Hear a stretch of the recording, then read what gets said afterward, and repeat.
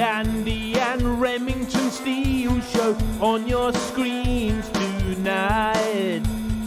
It's the Andy and Remington Steel Show for your home delight.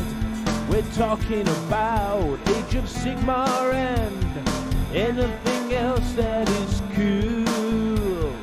Talking about Warhammer Fantasy, it's easy to learn the rules. Andy and Remington, Andy and Remington, Andy and Remington Show.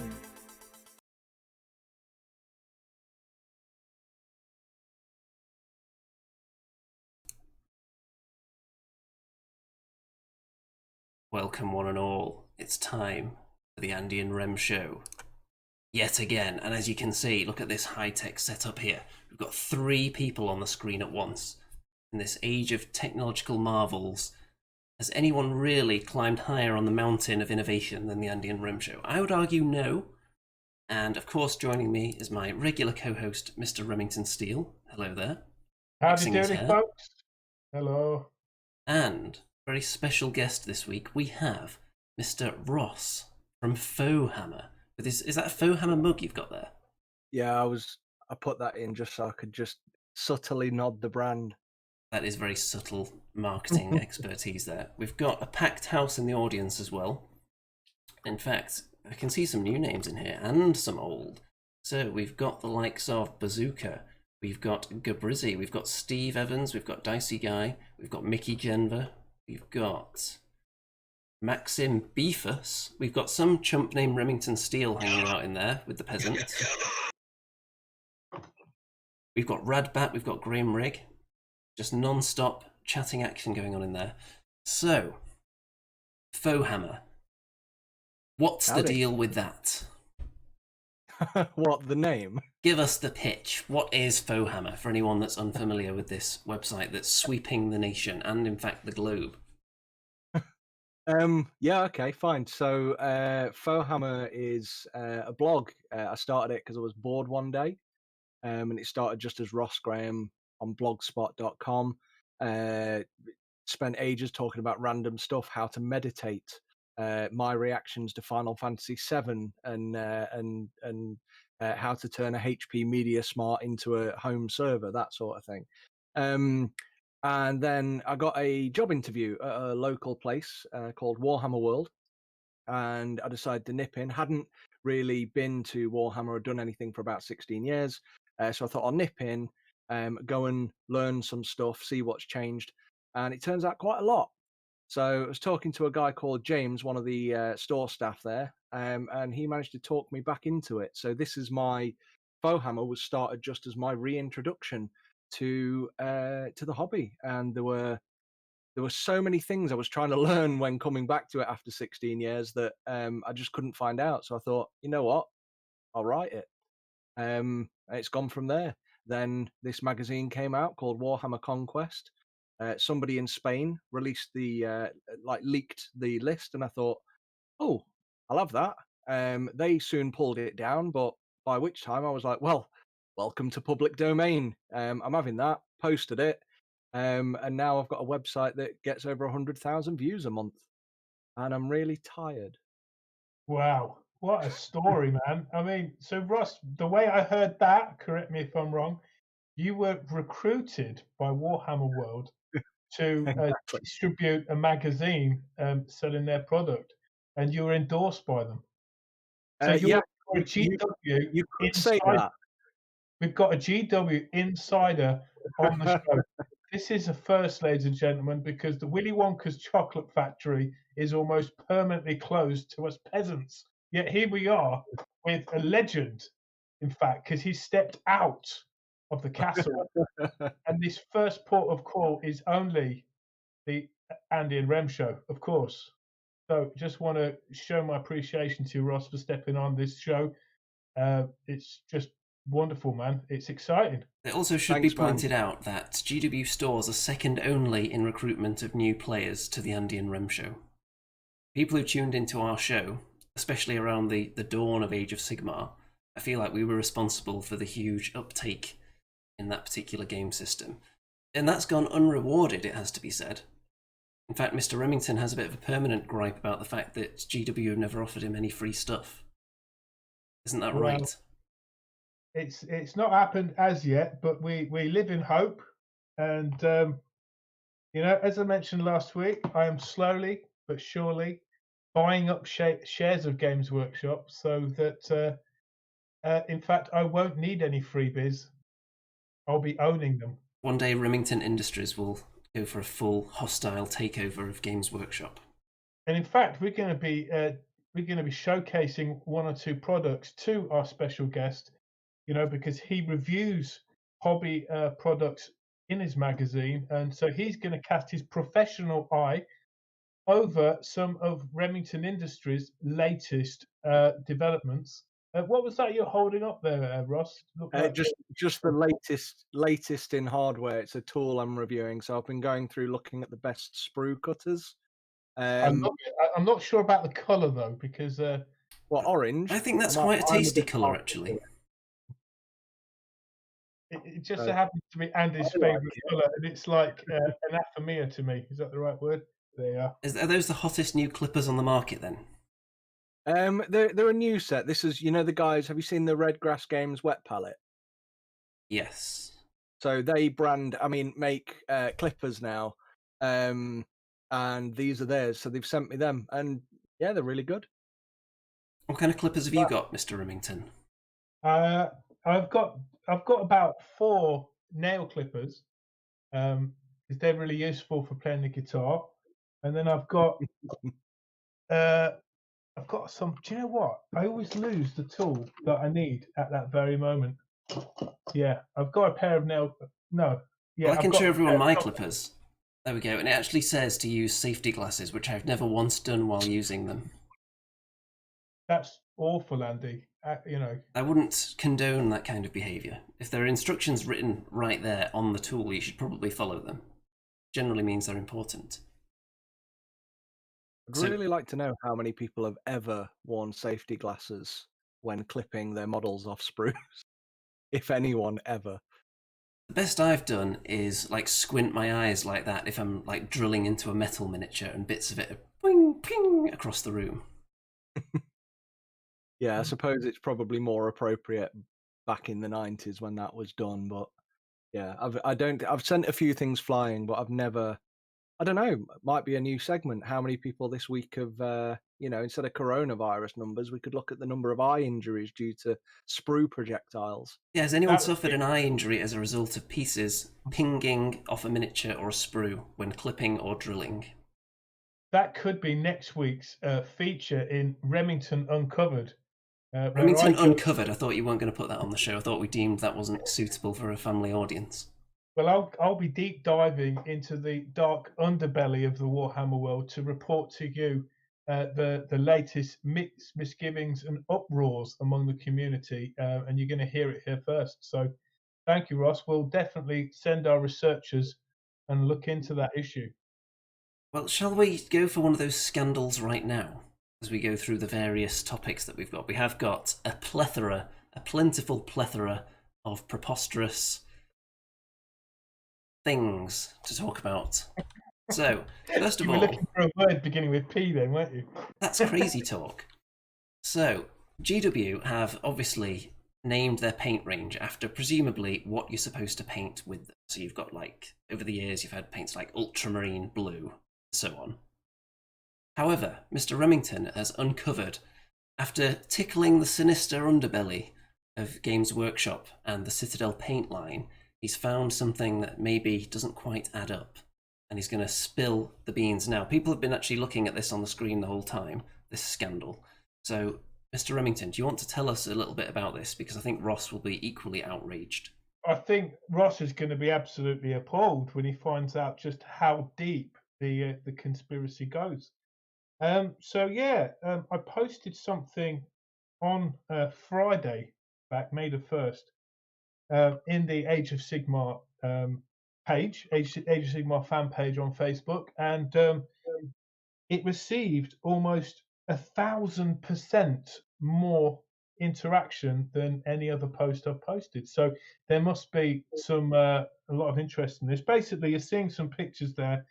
I'm finishing off my ogre army at the minute, or more tribes, or whatever you want to call it. And of course, I'm just getting round to painting the ogre, the Noblar scrap launcher, right, which you see on the bottom left in that picture there. And as you can see clearly, it's pulled by a rather large beast called a Rhinox. So, as you would, I went to the paint shop and saw a paint called Rhinox Hide. I got it, and then I, very diligently went into the paint guides, and nowhere could I find Rhinox hide being used on the actual hide of the Rhinoxes. In fact, we've got many other colours, but not Rhinox hide, which I just thought was a scandal. None of the colours stated in the guides use Rhinox hides. Our analysis of the pictures show it may have been used to paint the straps, but clearly not the hides, as they have chosen various shades of grey. So this is causing a lot of disappointment among the fans, and they've shared their own discrepancies too, and you can read them in the comments underneath that post. Yeah, some people, were very upset. Some people didn't really care at all. But there you go. I mean, you just read some of the comments. Well, there, while Mr. Remington's filtering through for the most entertaining comments to read out, I think we should get some thoughts from Ross on this. As an expert in the field of tools and hobby supplies, and I'm sure you've got some thoughts on this. Quite literally a scandal. I'm disgusted. Clearly, the name of that paint is just purely, it's there as a marketing ploy. They're trying to sell you on the fact that this is the color used for the hide of a Rhinox. But additionally, I understand. I know the manufacturer for a lot of these paints, and they're all shared. It's a company in Manchester, and I've not spoken with them directly, but I have it on good authority that no Rhinox is actually used in any of this paint. So it's a complete lie. Wow, you're going to have to give me their address, Ross. Thanks for that tip, because we can send our undercover team directly to the source where the paint's made. Thank you for that information. I do have a theory of the crime, though, before we move on to the community's comments on this. Is it possible that the name of the paint isn't a description, but an instruction? Like Rhinox, hide, telling the Rhinox to hide, rather than this is the colour of a Rhinox hide. So maybe it's some kind of camouflage paint. Interesting. Or Rhinoxes are afraid of that colour? I mean, what colour is it? It just looks like really, really dark grey to me. It's actually a very rich brown. It's very galaxy chocolate. It's very good, I think, for leather type clothing on your model. I mean, but some of the reactions from the community, Luis Waltiplano says, it's this sort of hard-hitting, research-driven journalism that the world is lacking. And then Ed That's why Appleton, people come to this show. Yeah, Ed Appleton adds, Balthazar gold is not gold. It's actually copper. Prove me wrong. If you don't know what Balthazar gold is, it's a gold colour paint that Games Workshop also produced there. Do you think it's gold? I don't think it's gold. I mean, I think it's more like copper as well. And it just brought my mind back to when I was a child. Wasn't Balthazar one of the three wise men that gave Jesus a birthday present? I mean, I think he'd be mortified if he'd found out his present was in fact made of copper, not gold. Yeah, so when Jesus was maybe struggling for a bit of cash as he was going into adulthood, looking to sell some of these gifts that he was given as an infant, finding that they're effectively worthless. I think he'd be absolutely mortified.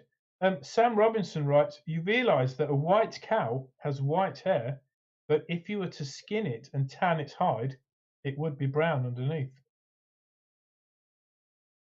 Interesting. So are they suggesting that you should file down all the hair on your Rhinox? Yes, or paint the inside of the model. That would make sense. I think Pixar, it didn't happen on that one. We need proof. That's fair.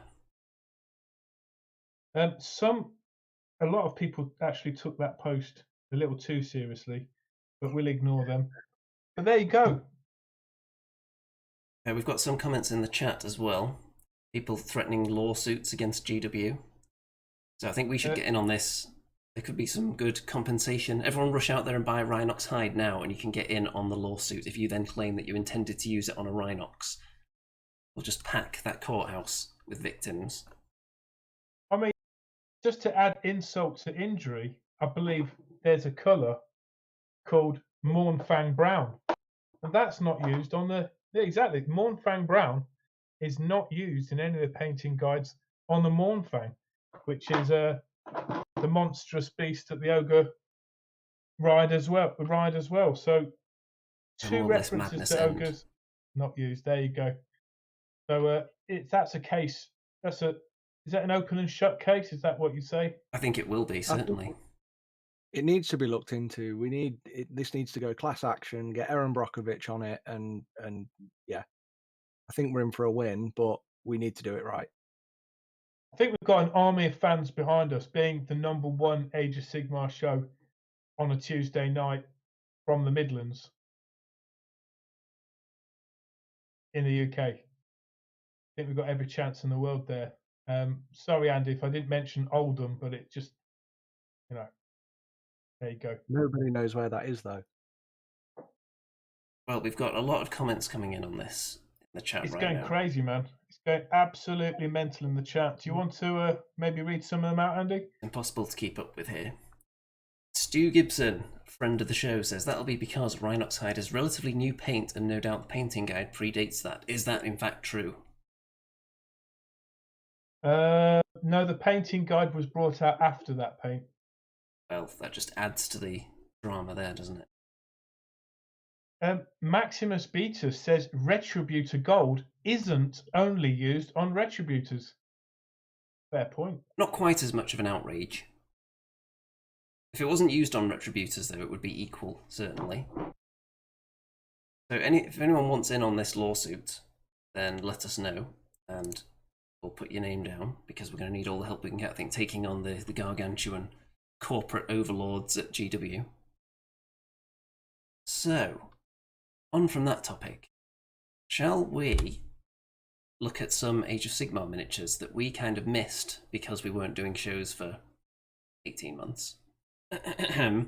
But some elves have kind of not quite hit the shelves, so I can't do a funny little rhyme with it, because then I don't think they're actually available to order yet, are they?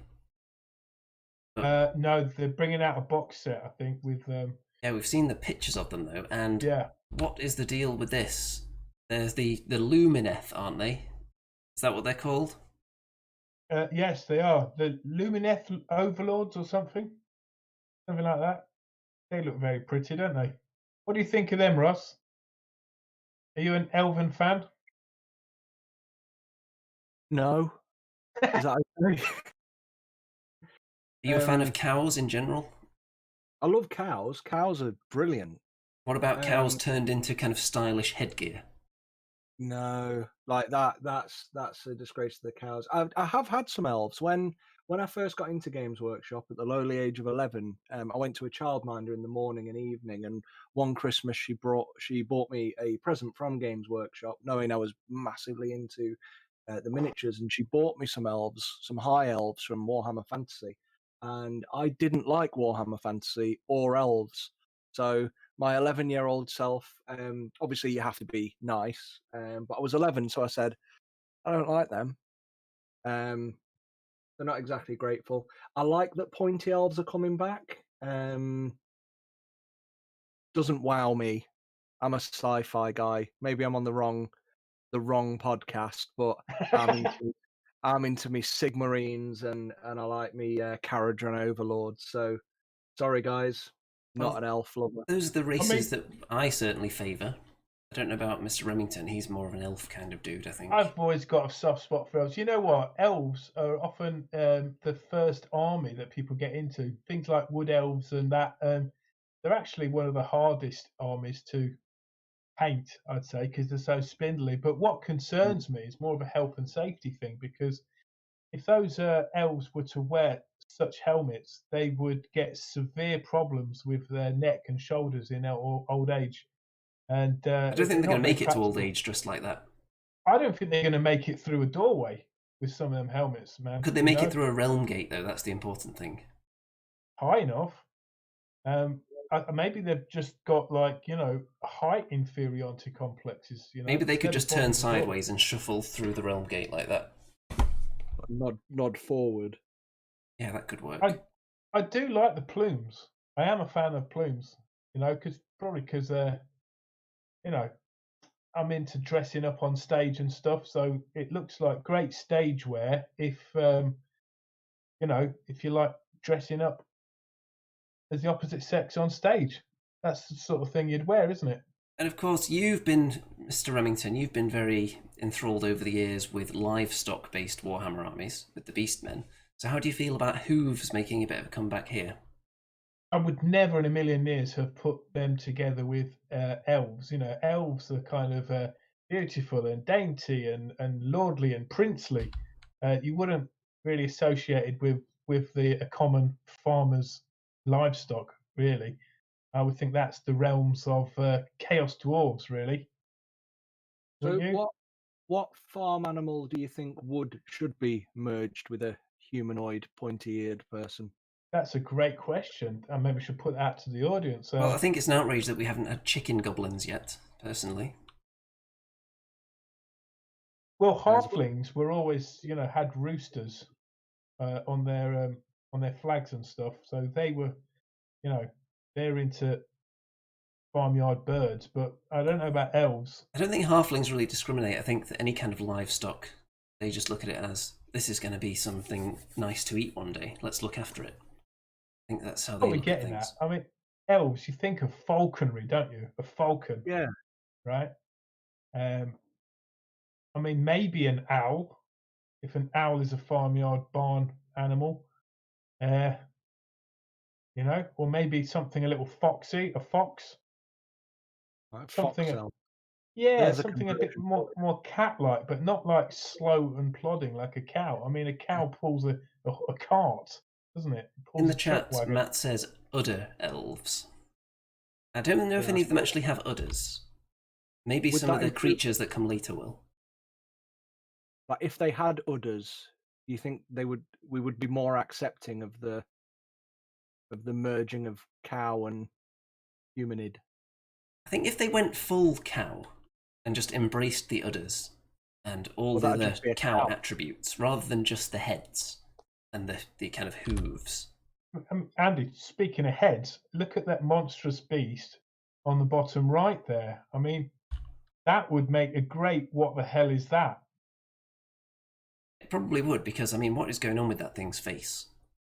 Can we zoom in on it there? I don't know, Well, I'm sure the audience can find this picture and zoom in on it themselves, but I daren't risk it on this live show. It's very precariously set up, this.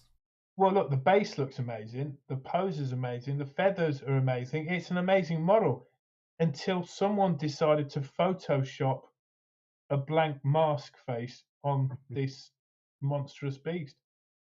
I don't know. It's like they got right to the end and then messed it up. But who knows? It might look great in real life. It's just a bit weird. So, Stu says, High Elves went from eagles, lions, phoenixes and dragons to cows. So are they just moving down the food chain? Interesting. Although, maybe, there are some various kind of wood elf continuations, aren't there? In Age of Sigmar, you've got the Sylvaneth. So you could look at them as grass elves. So are the cow elves actually the natural predators of them? Yeah. They're bridging the gap, aren't they? What do the grass elves feast on, though? Sunlight. Do we have a sunlight faction? Well, this was meant to be it. This was the sort of golden, heavenly, heavenly creature army from the heavens. Maybe Sigmar, the Stormcast Eternals, are supposed to be kind of the light faction. So perhaps the Sylvaneth feast on the Stormcast Eternals, and then the Lumineth feast on the Sylvaneth. This could all be really well planned, actually, if they're coming up with an elaborate food chain throughout the realms. I think you're onto something there, Andy. That could be yet another something thing that our research team dives into. I mean, you're not even showing the elite part of this army that have got the huge cow head helmets. Yeah, we can have another look at those in the future, especially when they are actually for sale. Has there been any word on when these go up? Oh, no idea. Since the lockdown, I think everything's probably been set back 2 or 3 months now, I'd hasn't it? imagine, because they haven't even been taking orders really for anything for a while, have they? GW. So what are you saying? Is it a hit or is it a miss? I like that. The one that keeps flicking up. What's the hammer guy one? I like that. With the mountains on his head. Yeah, that's cool. That would be Do you good. think it looks a bit Eldar? That would actually be good as a separate game.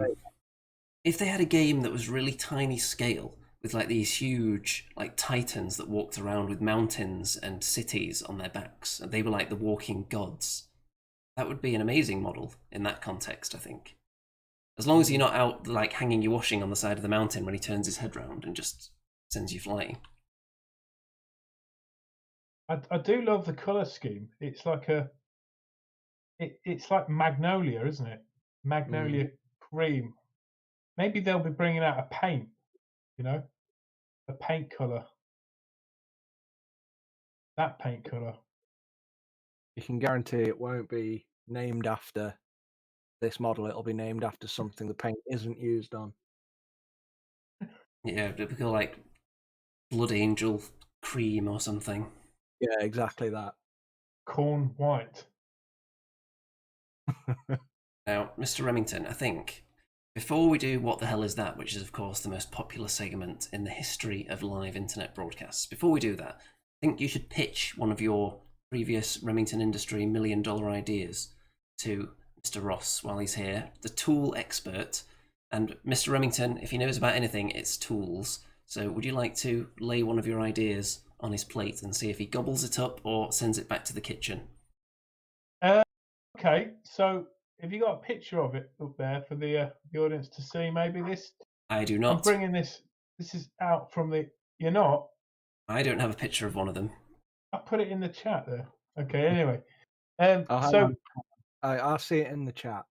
All right. Okay. So Ross, you've painted your army, right? You've spent years, if not decades, finding what you like and finally being able to fill in all the missing pieces. And then you realise, right, that you've now got to decorate, paint, and put terrain on this huge table, right? Especially in the lockdown because you can't go to Warhammer World, right?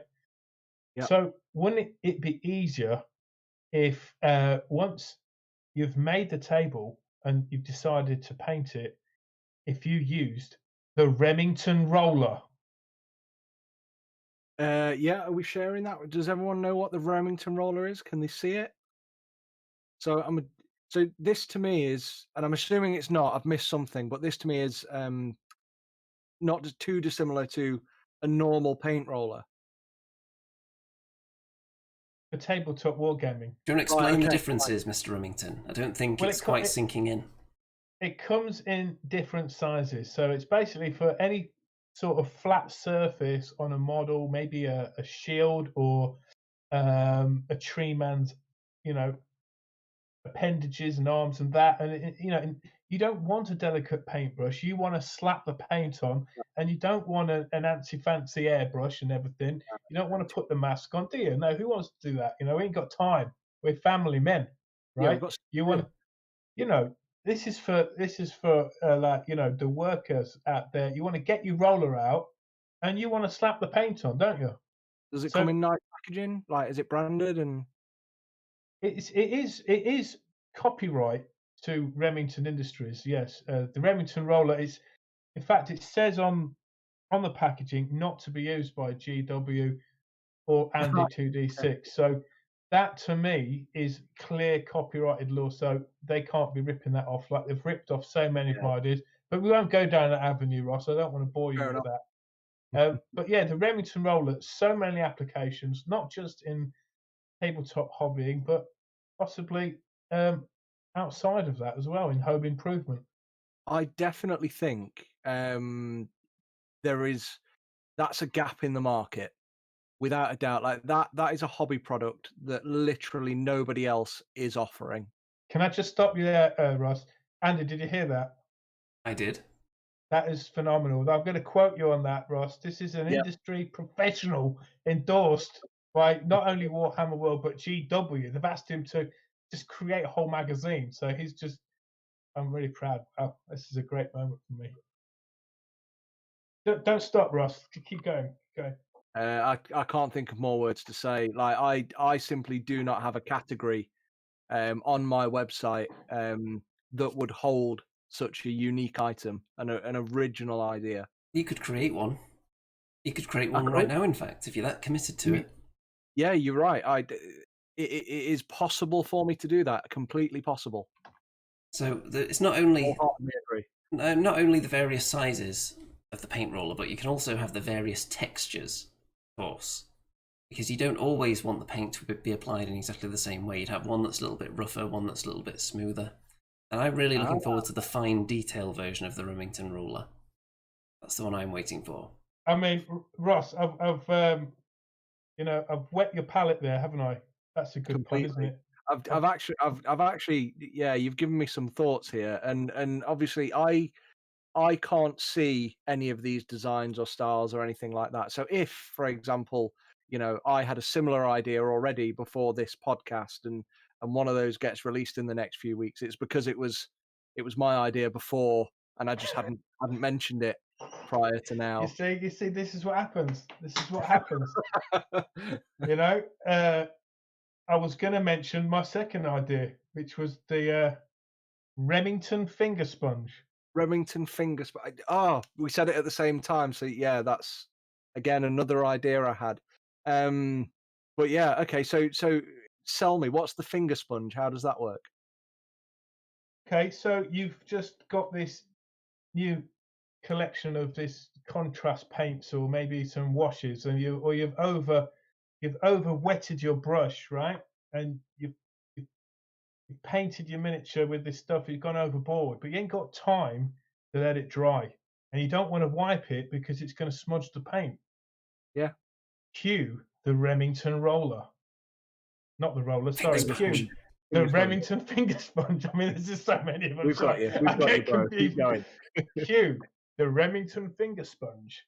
So it attaches onto any of your free fingers, or if you want to go and get the XL package, you can get one for each digit on your fingers. But basically, you daub off the paint. So brilliant. Yeah, it's just it just collects the paint nicely. It's just to keep your work flowing and uninterrupted. No, it's good. And it can double up. I mean, you've seen how many people online are testing their lines on the back of their thumb or something like that. You could release a premium thumb version, like a thumb palette. They could do that as well. That's a good idea. See? Genius. Better write that one down quick. It's good. Once you've got it on paper, make sure the paper's dated as well. I think get it locked away in a safe. What you're witnessing, ladies and gentlemen, is not just an affirmation of a man's life dream, okay, but it's also the tumble down from pride of Andy after years of putting my ideas down and telling me I had no hope. The man is silenced. Well, I think we can get input on one of my ideas as well, actually, because Owen in the chat has just reminded me. He's just reminded me about one of the ideas that I had last week, I think it was. So, picture this. You're dry brushing a miniature, but you're not dry brushing with the same colour constantly. You're dry brushing two different colours, and you know how difficult it is to wash a dry brush and get all the elements of the paint off it. You've got to soap it down, get it swished around in the water, then thoroughly dry it, because before the next colour goes on, it has to be completely dry, or it's just going to be a big wet mess all over the miniature. We've all been there. It's essentially hobby hell. Would you agree? I think, Andy, you've got to work on your pitch, man. That was very monotone. Right? Let's have a bit more action and life in your pitch there. What does it do again? Okay, so here is the product itself. So, it's a dry brush, but it's not just one dry brush. If I could give you a demonstration with these two brushes here. Picture this. a dry brush with two ends. You can dry brush with one colour and then dry brush with the other colour, and it's known as the dry double ender. How do we feel about that? It's a bit like in Star Wars where the baddie's got the twin lightsaber thing, right? Yeah, if Darth Maul was painting miniatures, he would be all over this. I think Ross's picture's frozen there. Maybe he got bored. I don't know if his picture's frozen. I think he's temporarily muted himself. Maybe there's something going on in his house. So, Rem, what do you think? Possibly he's chosen not to listen to you. Sorry, go. Would you use that product before we put it to the expert? I think it would definitely. I think it would definitely maybe be just something that we give away as a freebie. Oh, he's back. Yeah, Ross. That was convenient, Sorry. Ross. You missed Andy's pitch. Did you catch the sales pitch? The dry brush double ender. Well, I'll give you the quick version then. Okay, God. 2 dry brushes. Okay. There we go. Dry brush with one colour, dry brush with the other colour. The dry double ender. What do you think? The name, I love. Completely love it. I've heard it somewhere before. Absolutely love it. Yeah, I mean, you know, if it worked for Darth Maul, why wouldn't it work for hobby painters? And I think that can be said about any tool. Does it have a place on your blog? Is the most important thing. For those 100,000 views. Without a doubt. Well, there you go, Mr. Rem. You haven't got the monopoly on winning ideas tonight. Well, I was thinking, Ross, maybe the double ender could be a sort of a freebie that we give away, you know, because obviously we're not going to be making many of those, not compared to the Remington roller or the Remington finger sponge. So if you get a finger sponge or a roller, you get a free double ender. I definitely think that'll sell more with that offer. Yeah, I'm talking of special offers. If you subscribe to Andy's YouTube channel, you get a free subscription to my channel as well. Just head on over to my channel and press subscribe. And how often will people be seeing videos on your channel? Just out of interest. Why do you have to bring this up, Andy? Why do you have to do that? Is it safe to say there hasn't been a video on your channel in about 2 or 3 years now? Even though you've been promising to bring back the Remington's Pillow Talk series, the wildly popular series. I'm not doing another video until I get 1,000 subscribers, basically. I've got about 890, so head on over to Remington Warhammer and click that subscribe for a free subscription. You know, I'm going to do it now. The only thing it costs you is a small piece of your soul, which I think we've all got plenty of soul to spare. And while everyone's... Ross, you're going to subscribe. See, it's worked. Man. It's worked. Yeah. A free you can testify. Did it work? Did it work? Free subscription? I'm just waiting for it to load. I don't have the best internet connection here. I live in the exciting, middle of isn't it? nowhere. Well, while everyone's weighing up the pros and cons of subscribing to... Oops, sorry. While everyone's doing that, I think it's about time for What the Hell Is That? What do you think? Yes, and I think while you're loading that up, if people could just head on over to Remington Warhammer and get your free subscription. I think I've said it enough now, haven't I? So, without any further ado, I'm going to play the What the Hell Is That theme song and the brand new intro video, which people have been salivating at the prospect of ever since they heard about the fact that it was coming. So, here we go. What the hell is that? What the hell is that? Is it a chaos dwarf or a vampire bear? Oh, what the hell is that? What the hell is that? Oh, what the hell is that? What the hell is that? Only Andy and Remington, Andy and Remy, Andy and Remington know. What the hell is that? What the hell is that? Is it Sigma Speed or Neferata's hat? Oh, what the hell is that? Oh, what the hell is that? Is it a mangler squig or a sorcerer's rat? Only Andy and Remington, Andy and Remy, Andy and Remington know.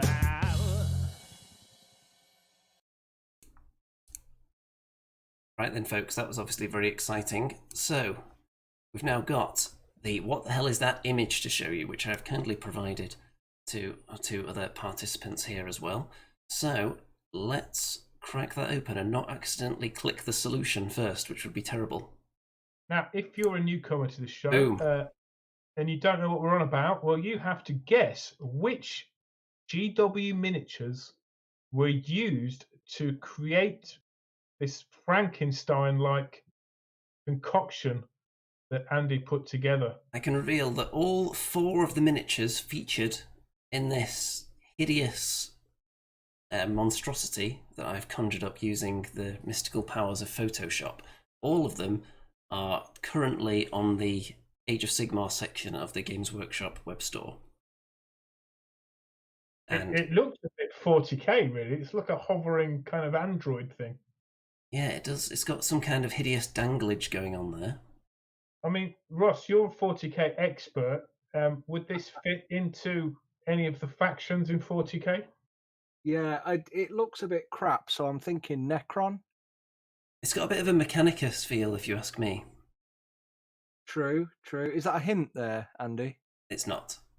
All right. No, because you said it's all Age of Sigmar, didn't you? These ones I've got certainly an idea are.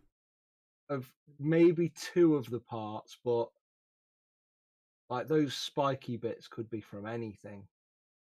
We've got a few guesses already. It's vicious, isn't it? It's a vicious looking thing. You know, it's like walking spear ends with a delightful quadruple barrel gun there. So the All first things are giving me that tryptophobia. You know, I don't know if you've heard of that, but it's like fear of concentric holes. Makes Wow. your skin crawl. If you don't know about it, look it up. It's the weirdest thing. So we've There you got go. one correct guess on one of the parts so far. I think the first one to get it was Raphael, who says Goblin Spider Rider Spear. I can reveal that the spike on the right is in fact a spear tip from a Goblin Spider Rider. So that one is correct.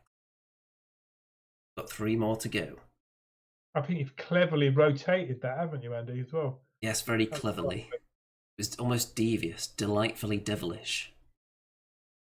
I was in agreement with one of the comments, but yeah, you've not mentioned them being right. So I think we should read out some, really, for those that are going to watch this after the live stream.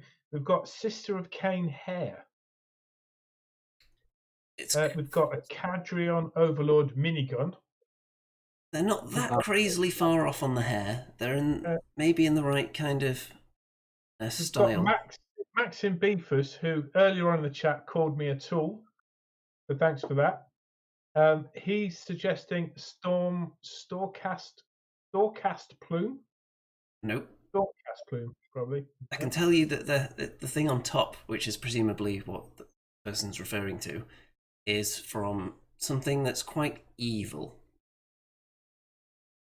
So not Stormcast, because we know they are, of course, beacons of light and justice and righteousness. Carhadin says the hair looks like a sorceress's hair or some other daughter of Cain. Well, if I tell you it's not Daughters of Cain, but I can see why people would say that. It looks like a dwarf's beard, but someone's painted it pink. Do dwarfs not have naturally pink beards at all? What are the natural beard colours for dwarves? Maybe it's something GW are going to think about, you know, bringing out a paint range called, you know, Dwarf Plume, and it's pink. Dwarf Plume. Dwarves aren't really known for their pink plumage, though, are they? No, well, yeah, you could say, we won't go there again. Mickey says Rem's hair. Thank you very much. No, not quite. Am I allowed to guess something, or is that? Yeah, go on. You don't know what it is either, so you can guess too. But the song said that I do. Well, you know afterwards. Okay. Or well, you know when it's when you're the one making the what the hell is that, which happened like 1 out of 50 times. Is it an Outrider's gun? No. Oh, is it a not Hellstorm rocket battery, the other one? It is not. I can exclusively reveal that the item in the middle is something that you may have faced not on the tabletop recently, but in another venue, Mr. Remington. Is it an organ gun? Nope. Any of these parts from the 2 factions featured in Mortal Realms magazine? So that's Stormcast or Nighthaunt. Yes. Oh, I might know one then. One of them is actually a model that Mr. Remington has painted fairly recently. Oh, Ooh, yes, I know. yeah. No, thank you for the clue, man. And I love how you brought it back round to Mortal Realms there, Ross. That was very nice. Very That's all I professional. know. Oh, we've got a correct guess in the chat. Oh, For the top pink region of the hideous creation, Owen says the top pink bit is the greater demon of Slanesh. Yes, it is. It's the Keeper of Secrets. so it's not one. So we've got a goblin, a forest goblin, spider rider spear. We've got a keeper of secrets hairdo, and we're missing 2 other things. Someone here. So Maxim said the dread scythe Haridian. Nope, but we've already cleared up the hair now. Yeah, So- I thought it was that hair. No, not the hair, but the slasher thing on the left. Oh, no. Oh, I think, Mr. Remington, you'll be shocked when you hear about what the spike in the bottom left is from, because it's something that you recently worked on. oh God. You may have to think outside the box a bit. Is it from the black coach? Yes. I'll let you have that. It's off the horse's head from the black coach, upside down. Wow, that's So pretty cool. That means we've only got that central kind of golden, multi-barreled looking piece. And is anyone going to get this? It's not the volley gun then, no. Nope, it's a bit of a classic miniature, to put it kindly. Oh! Was it what was that? Was it the steam engine-y thing? Steam tank. Was it off? Is it off the steam tank? It is steam not. engine? Okay then. Oh, someone's got it correct. Raphael has guessed it. It is the rattling gun The from the Skaven. So let's have a look at the solution. There you go, look at that.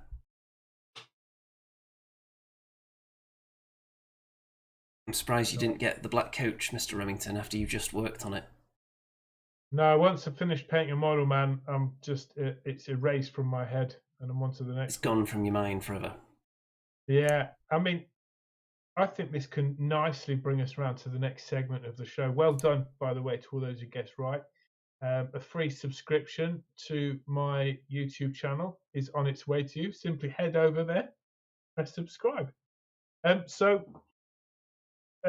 Ross, I've been looking at the pictures you've been putting up on the FauxHammer Facebook page, and frankly, I was appalled. I was appalled by the obscene amount of Space Marines. I've just brought up the picture now of all these blue Space Marines.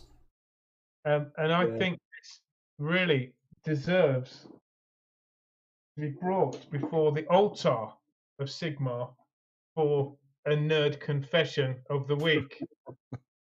Here we go. What's your nerd confession, baby? I'd really like to know. What's your nerd confession? You can tell the Andy Rem Show. What's your nerd confession, baby? What's your nerd confession, baby? What's your nerd confession? So this is a nerd confession in picture form, it seems. Do I have to confess about this? I can't think of anything worse. First time I've ever been serenaded, by the way. Thank you. I feel romanticized right now. So after this is done, maybe we can get a drink. You're welcome, mate. But don't show me your models, man. I mean, I look at that and I just want to just quit the hobby. I mean, where do you begin and where does it end? Well, I started with that one in the top left, and then I finished with the one in the bottom right. But yeah, that was pretty much 4 weeks solid work. You're talking easily 8 hours a day around helping watch the kids, and I've been doing a lot of learning and reading online because I'm one of those on furlough at the moment. So been sat there reading a load of like project management guides while sitting there carving models. But yeah, it's took me 4 weeks. There's over 250, I think. I forgot the count for Space Marines. So with each model, are you trying to get the same result as the first one? I mean, isn't that like a Yeah. sign of madness?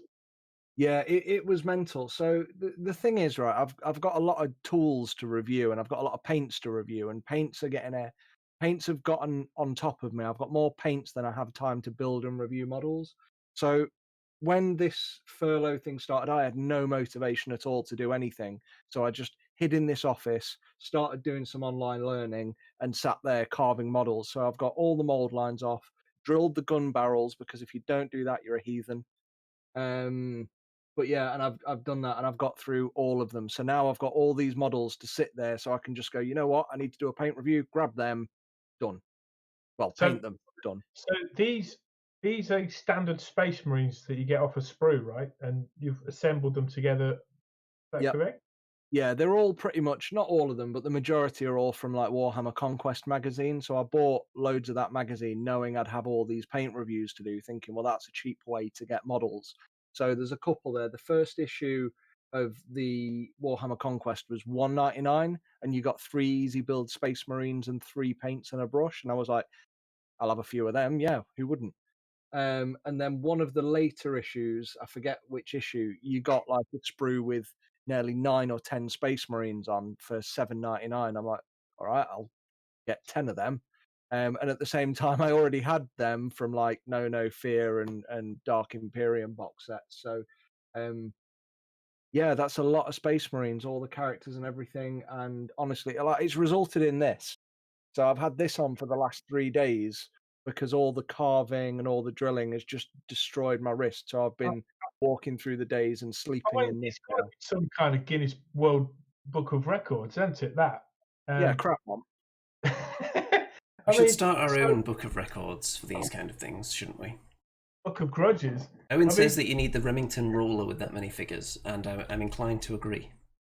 the Remington roller is designed to work over the contours of miniatures as well. So Right. no spray required. Just roll on, roll off. So what would you recommend for, like, you know, should I primer them or just straight on with the roller? Because I've got here, this is the prototype. You know, have you seen the Citadel painting handle? I've got one somewhere, but just because I need it, it's decided to disappear off my worktop. Well, I've got here, this is the original prototype for that. Oh wow! So And you as you stick can see, the models onto the plank of wood and then you yeah, spray. that's it. Now, it didn't use the elastics originally. This is obviously the one. This is the original from Games Workshop. So it didn't use plastics. We used a like a semi-permeable, like semi-pliable um, uh, thing. I can't think of the word. Putty? Called blue tack. Yeah, semi-pliable putty. And it was blue and it was tacky, and we used that and then stuck them to there. And then from there, they thought, well, if we make it more complicated, we can sell this, and that's how that got made. So, It's fantastic. It's also good if you get burgled, that isn't it? It's a good it, weapon to hand. yeah, it's down here and good for killing spiders. You get Really plus one good for that. with that, don't you? Yeah, exactly. Yeah. Definitely. I mean, so I think this brings us on to Mortal Realms, because this is how I found out about you, because of this wonderful magazine. So I've been collecting Nightborn, and Oh, I haven't got issue 14 yet. yeah, I searched high and low for it, and I didn't want to order it online because I like the search. I don't know Yeah, about right. Okay. I'm a proper geek. I like to find things, you know, You're in a real shops and- hunter. You have to get out there in the wild and get your hands Yeah, dirty. You can't just have it delivered to your door. It doesn't give you the thrill. No, I looked everywhere, and then after a month of searching, I realised the paper shop 100 meters away from my house has it, and I'm the only one who buys it, but who cares? It's great. And look, for £8, I've got these two like horsemen of the apocalypse, Dreadbane Harrows or some Dreadblade Harrows for £8. They'd be like 12, 15 quid normally. Yeah, I mean, if you check out FauxHammer.com, it's got the exact price of those models and the saving per issue. Which is, I love that about That's a handy feature. Maybe we should all head to that website right now and check it out. Yes, I think that would be good. What's the address there, Russ? Now, you did also provide some other Space Marine images here. And these guys, what is this Space Marine chapter? Are they yellow, these guys, on these lava bases? So that I've just got through my review of war colors paint. So I've thrown. They sent me a limited range of about 20 paints, so I had to pick a color scheme where I could use the majority of those paints in while testing airbrushing, dry brushing, and getting everything through. So the intention was they were meant to be salamanders, but they're a little bit bright, so I'm going to call them Sprite Marines, directly based off the popular soft drink. I'm way too light. Oh, sorry. Did you paint that? Yeah. They're They're not. You know, when you see them up close, there's a lot of Photoshop going off in that image. They're still blue plastic. Really? Yeah. You know, But for roller. the bases, I actually just melted some cheese.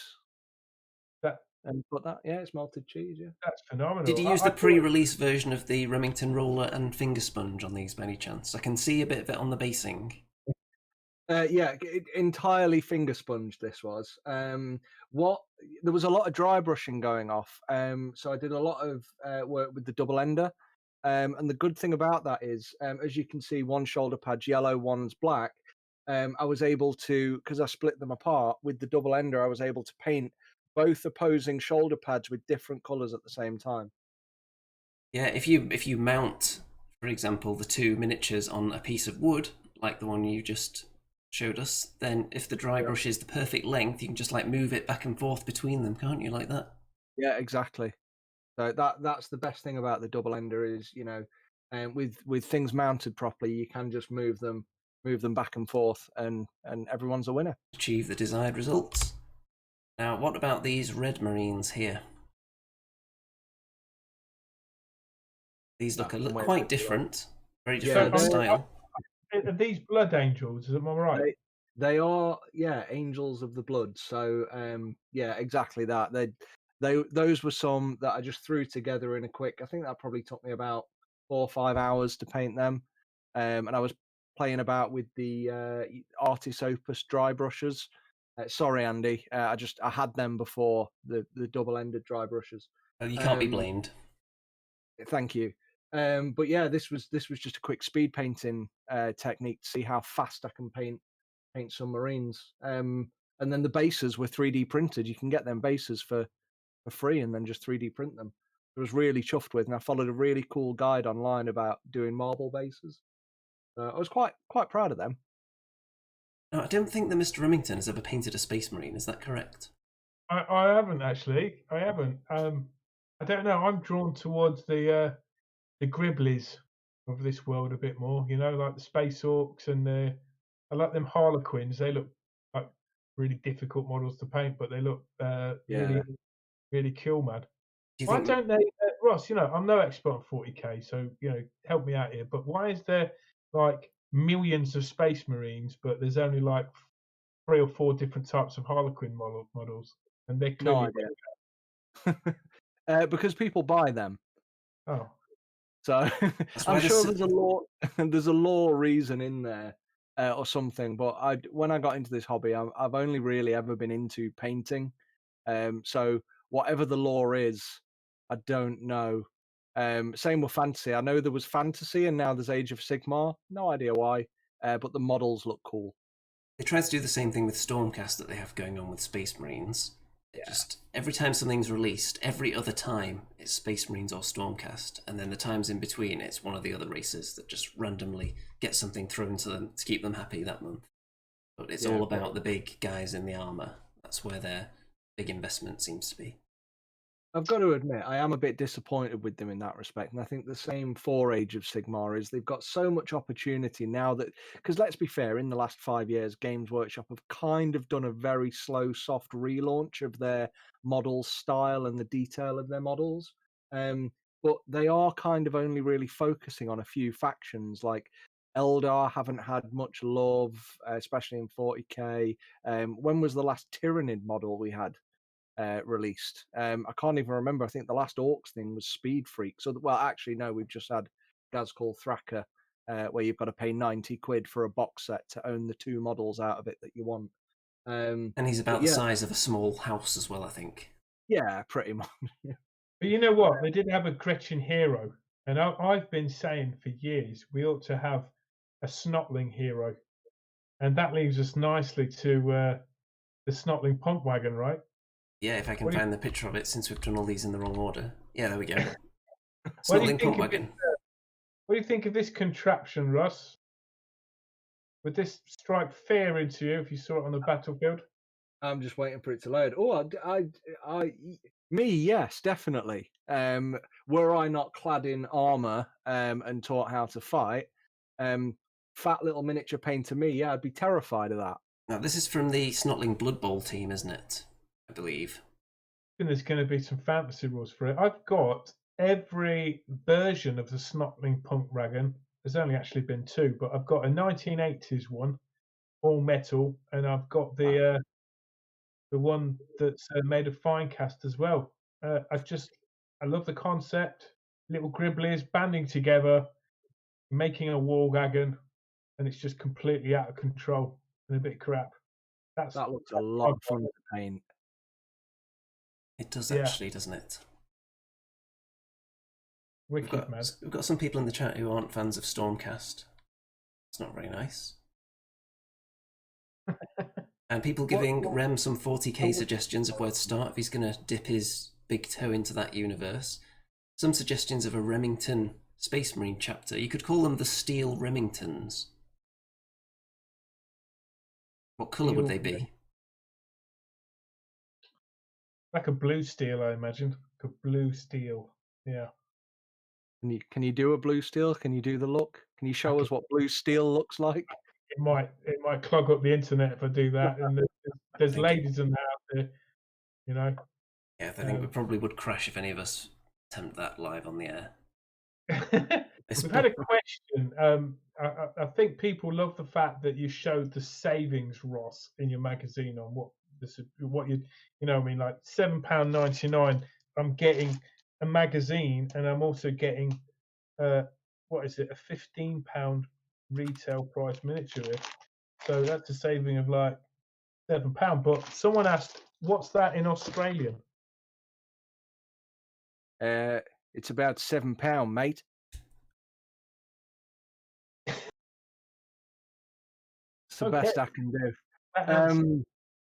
No idea, but I have actually been thinking of that, to be honest. I mean, this has taken the fun away from the podcast, but the last sort of couple of weeks, I've found that in my own life, I'm broke. So one of the things that I have to pay for every month is to run this website. So I've been looking at ways in the last couple of weeks to get more people viewing the website so I can get more link clicks, more affiliate clicks, more payments and things, so I can actually afford to run it. So one of the things I've done is set up this tool that automatically translates it to different languages. But obviously it doesn't translate pounds to Australian dollars. So now I have to go through, which I'm working on at the moment. I'm going back through all these articles and doing the prices, because the problem is it's not just a direct conversion. Obviously all these kits and even the magazine itself has completely different price in all the different territories. So I'm trying to figure out how to work that out at the moment. You know, I used to think I could do a really good Australian accent, so much so that when I was playing like some racing games online on Xbox or something like that, and I was doing an Australian accent, like mocking the other people in the race, like, "You appear to be in last place, mate," and just making fun of them all the way through the race. And then finally I realised my accent wasn't that great when I said to one guy, "You need to learn how to drive," and then he responded with, "Yeah, you need to learn how to talk, mate."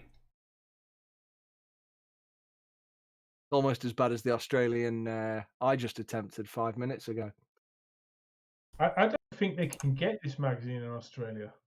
You Not know? yet, no. It's us and Spain at the moment, but I expect it'll end up out there. It did with Warhammer Conquest magazine, and it went out to Australia. It's pretty cool, man. It reminds me of, I mean, I feel sorry if you can't get it, but we can. So remote. Australians get the short end of everything in the hobby, don't they? I don't feel that bad for you, but it's like kind of like when you were a kid, and it's like being a kid again. They have to pay an obscenely high price for everything, don't they, in Australia, in this hobby? I don't think that'll be forever, though. I think Games Workshop will build one of their big cookie factories down in Australia, and there'll be, it's only a matter of time. This company's like growing, like, I'm going to say like wildfire. That's probably a bad word to use. It's growing. Yeah, Yes, growing. fastly. Yeah. So, It'll happen. Yeah. It'll happen. Speaking of things that are growing vastly, Witch Coven was, of course, a Remington Industries special that swept across the globe and then was immediately forgotten about. But somebody at GW obviously didn't forget, because they've gone and ripped it off, haven't they? What's going on with this?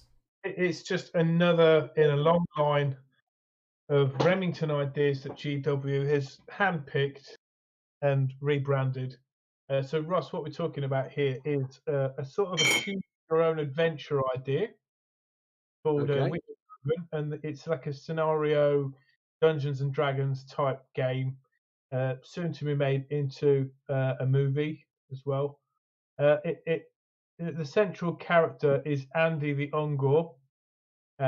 He's basically clad in a loincloth and not much else, but he wanders into a strange-looking cave, and to cut a long story short, he stumbles upon a coven of witch elves. So hence Witch Coven, and then basically they sacrifice him to Slanesh. But Yeah. GW have gone and ripped it off. What's up with this product they've Yeah, put out here? they've just brought out a novel, or do I say novella, or is it a novel? But it's by Timandra Whitecastle, which is clearly a made-up name. It should really be translated into Remington Steel, and the title there is Galen of Olgu. Is that the clearly correct not- pronunciation, by the way? Correct pronunciation is Witch Coven, but there you go. It's a brilliant picture on the front. So she's a witch elf. Do you want me to read you the imagine. description of the story? Oh, please do that. And then you please. can tell us how it stacks up compared to Witch Coven. Can I just take a guess based on the description and that cover art? Yes. Erotic thriller? I'd like to think so. I'm guessing that's not where it's heading, but let's find out.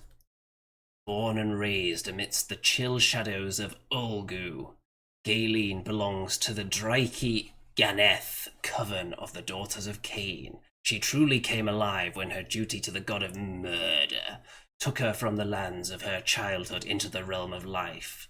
Here in Gairan, with her entire coven killed by marauding servants of Nagash, Galen allies with a human to avenge herself upon the necromancer who murdered her fellows, and discovers the true glory of serving Cain. So probably not. I like it. I don't think it's as strong as Witch Coven storyline, but You think that more sacrificed Ungors would probably help push it into the upper reaches? I can't imagine a witch elf operating on her own like an assassin. They're supposed to operate as a sort of a coven, right? They operate as a. Well, when you're the only one left and you're on a vengeance mission. I don't think there'd ever be one witch left. I think they would sacrifice themselves to the last. Well, what about if this one was just incapacitated on the battlefield and just left there for dead? I don't think there's any middle ground in this world. I mean, if you get like wounded in Warhammer, I mean, have you seen some of the weapons? I mean, she's not wearing much. It's very doubtful she'd be able to survive any kind of attack from You know, Well, maybe she just fell asleep and didn't wake up in time for the battle. Did you consider that? yeah, man, I like her hairdo. It reminds me of like 1980s Dynasty. You remember Dynasty or the Colbys? They had these big hairdos, hairspray or mousse. What are they saying in the comments? Lots of talk of witch big. coven. Witch coven, yes. Yeah, there you go. Well, are you interested in this novel there, Ross? What do you think? Honestly, I preferred the story you told at the beginning. You know, I'm sat here, only paying half attention because I'm just imagining this world of, you know, Andy in the loincloth and what's going to happen there. So I'm not interested in this book. I want to know more about the loincloth guy.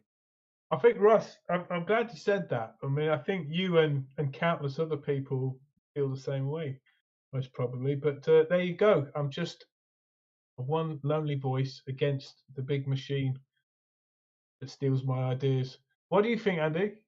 Well, I think in general, the Age of Sigmar world hasn't really captured the imagination in the same way that the 40k universe or the old world did. And I struggle to really get motivated to indulge in any of the fluff, really, in the mortal realms or the... How many realms are there now?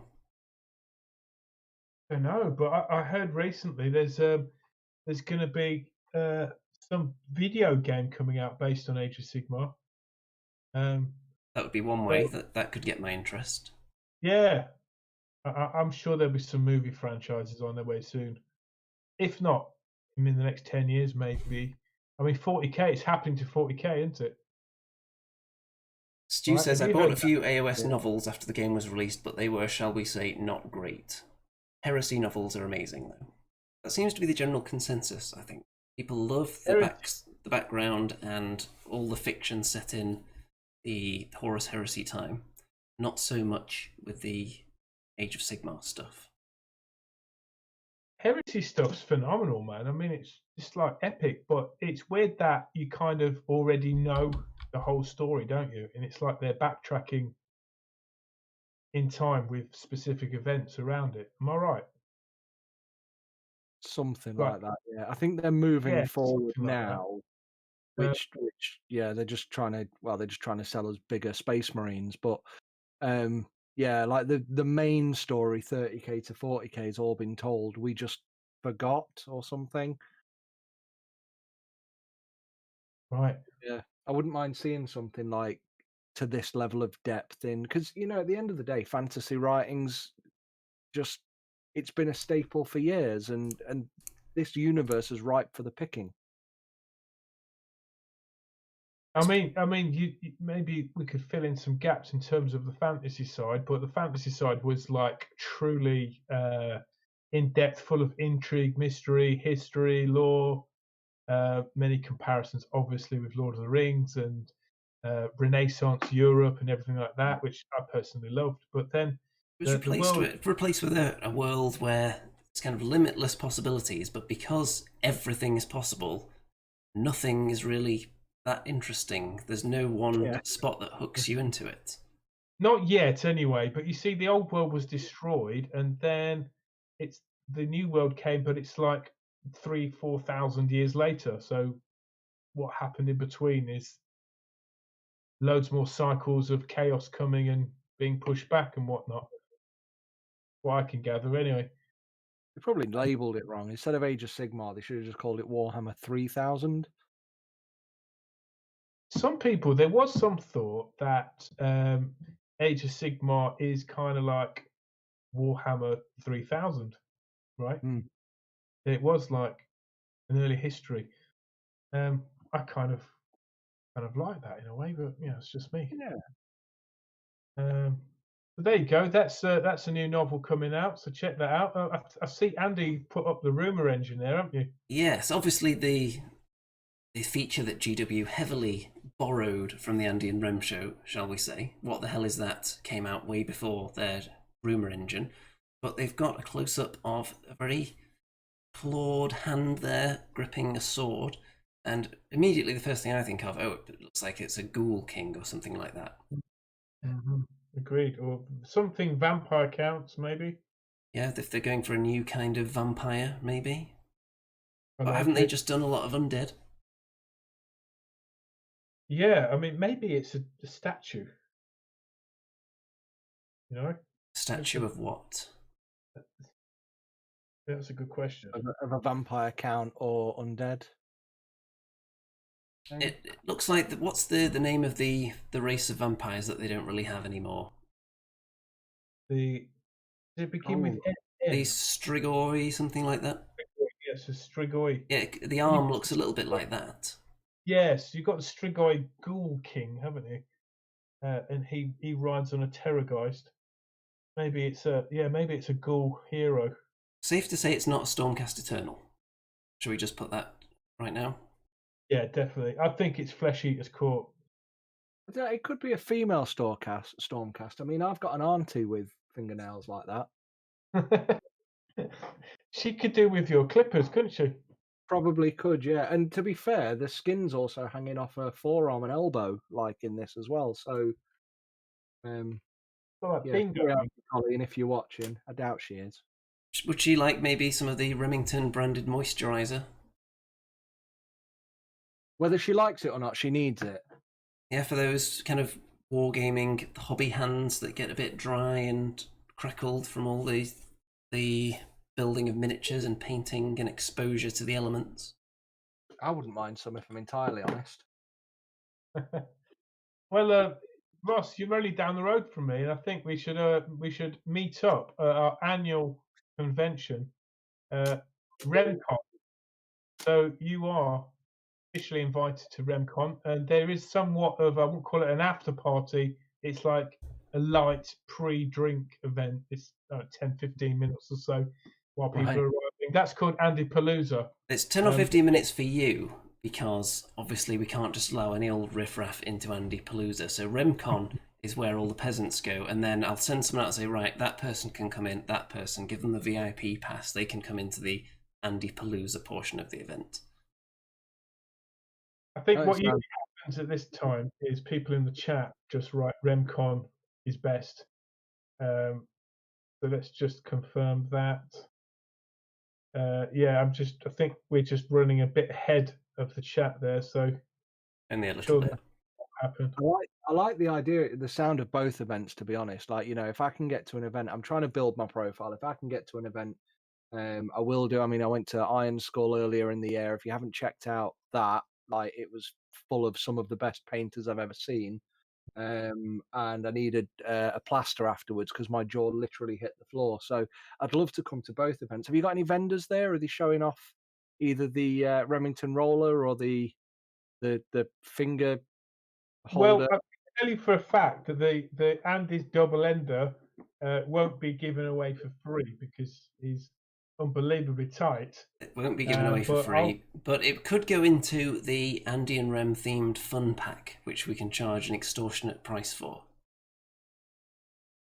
Like it. Along with the soundtrack CD as well. Yeah, and what Ross, what can you contribute to this? Maybe you can pop one of your Space Marines in the pack, can't you? Yeah, without a doubt. I've built two. The problem is I've only built 240, and from the sounds of these events, that's not gonna cover a tenth of the crowd. They'll just have to be like in the special VIP bag. Yeah, or can we raffle them off, perhaps? To maybe the lucky 250 out of everyone who's there. Do you think that'd be? Could do. We can't give it to first come first serve because there would actually be riots. That would just be too dangerous. Yeah, and especially in these times, even when lockdown's over, we don't want to be encouraging people to claw each other out the way in that kind of setting. So we've got to make sure it's in a controlled manner, whatever we do. I mean, it's safe to say our rebranded show is gaining unprecedented momentum. I think 2 weeks ago on our comeback show, I put a post up in Warhammer Age of Sigmar fan network, and it received 2 likes. And last week with our second show, it received 4 likes. So therefore, it's 100% gain week to week, which is kind of faster spreading than this this terrible disease that's out there right now. So it spreads faster than COVID-19. I don't think we'll use that as the official show tagline, though. Oh, No, we'll put that one in the maybe pile, I think. Have to get back to the think tank on that. So yeah, I'm just going to reply to one of these, or I'll get your response to one of the comments on here. But according to Mickey, if I have 240 Space Marines, apparently everybody Andy Palooza will get 240 each. I think the maths is there is unquestionably correct there. Oh, I don't know about that. So, I think. Ross, I've got to tell you, man, you're one of the best guests we've had. You know, I've got to tell you. Don't say that. We've got some of our other guests in the chat right now. Have you? Well, I said one of the best. I mean, fair enough. Anyway, thanks. Thanks, Kai. And it has been an emotional roller coaster of excitement tonight. I think we've delved deep into some of those issues that others are afraid to touch with a barge pole. We haven't just touched them with a barge pole. We've gone in with the Remington roller, the Remington finger sponge, the dry double ender. We've left no stone unturned in our quest for journalistic excellence. And I think that Foehammer is a website that certainly carries that ethos into other parts of the internet that maybe our fingers don't quite reach necessarily. And hopefully with this cross-pollination going on of the audiences, then we'll be able to spread the good word of our brands far and wide. I think the question, thank you, Andy, that was really eloquent. I think the question on everyone's lips right now is, Foehammer, Ross, is are you going to be sharing this monumental video on the Foehammer front page headline news? Well, I mean, now that I've been asked live, I can't say no. So, you know, well done.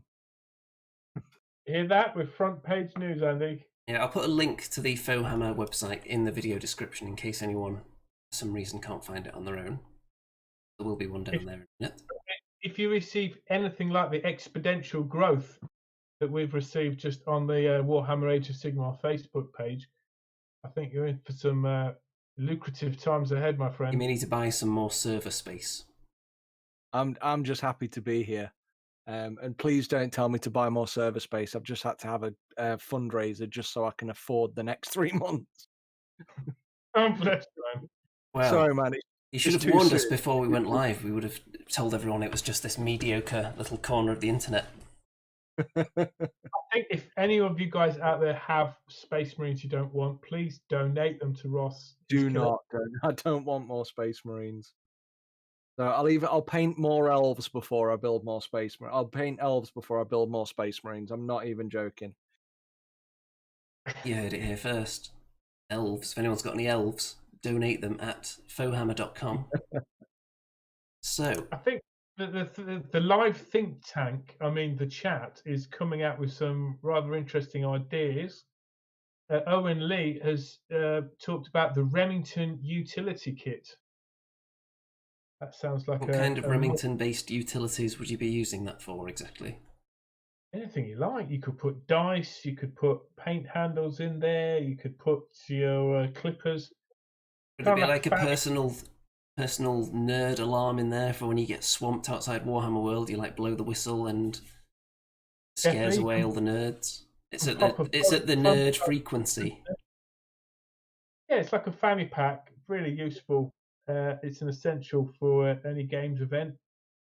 The Remington utility pack. Yeah, like it. Thank you, Owen. On that note, I think it's about time to wrap this one up, isn't it? This is the first time I've actually wanted to stay broadcasting. I'm really having a good time. But the first time out of 108 episodes, you can't say that. I think we need to have Ross back on when we're doing one of our adventures. I think he'd make a great travel guide for the Forest of Rem. This is actually the second most excited I've seen you on one of the shows. The first time was obviously that time we were talking about the stats and the rules for a particular new faction, and you actually fell asleep live on the air. So I'd say that is the only thing that tops this moment right now. So, everyone who's been watching, all roughly 3,000 of you have been watching live, then of course thank you for joining us on this quest, and thanks to Mr. Ross as well from FauxHammer. Link will be provided below shortly for all your not just tools but all of the kinds of juicy goodness on there as well. And don't forget, of course, to subscribe not only to this channel, also to Remington Steele's channel, because I'm assured that by about 2025 there will be another video on that. He's assured me. If I get 1,000 subscribers, I get notified every time a new subscriber claims their free subscription. So I think I've had one today. So well, that's exponential growth if ever I've heard of it. I think No worries. that might have been you, Ross. So appreciate that. I'll ask my wife to subscribe as well for you, mate, because she's a massive fan of doing what I ask. Brilliant, man. Oh, Ross, so look, I just want to ask you the ultimate question, the question on everyone's lip. Have we converted you at all to Age of Sigmar? Will you be coming back maybe to this show, or interested in painting, or joining us for a game or two? I would love to come back to the show. I've had such a fun time. At the end of the day, we've just been sat here having a laugh, really, haven't we? Well, maybe you've been laughing, but I've actually had my serious journalistic head on, and I think we've provided a valuable service to the community. Without a doubt. And it's been, honestly, guys, it's been great. I would love to come back on. As for playing a game, yeah, you're going to have to show me the rules. I've never played a game of Warhammer in my life. Remington can show you the rules. He is well known as the rules expert, the rules lawyer, the rules enthusiast, shall we say. You show me if you teach me the rules, I'll show you the tools. I like that. There you go, there's a slogan. Now, the audience are looking at my lovely photoshopped thumbnail for the video right now, and we're almost ready to play the outro song. But before then, of course, don't forget to check out all the links in the description, which will soon be updated with the FauxHammer website. All the good stuff is down there. There's the Andy Rem Show Facebook group if you want to post any pictures of your Age of Sigmar miniatures or anything that's relevant to our discussion topics, anything you'd like us to talk about in a show, or if you want to provide any nerd confessions in there. There's also Twitter, and there's various fundraising sources down there if anyone would like to send me a small portion of their, let's say, life savings or gold coins in exchange for me firing out just non-stop red hot, sizzling, spicy, mouth-watering, tender, juicy, moist content on a pretty much daily basis at the moment, and that would also be appreciated. And I can assure you that none of that money will make it to Mr. Remington, so you don't have to worry about that. And I think all that remains to be said now, if everyone would like to say good night. Good night. Night, everyone. Thank you. Good night out there, whatever you are.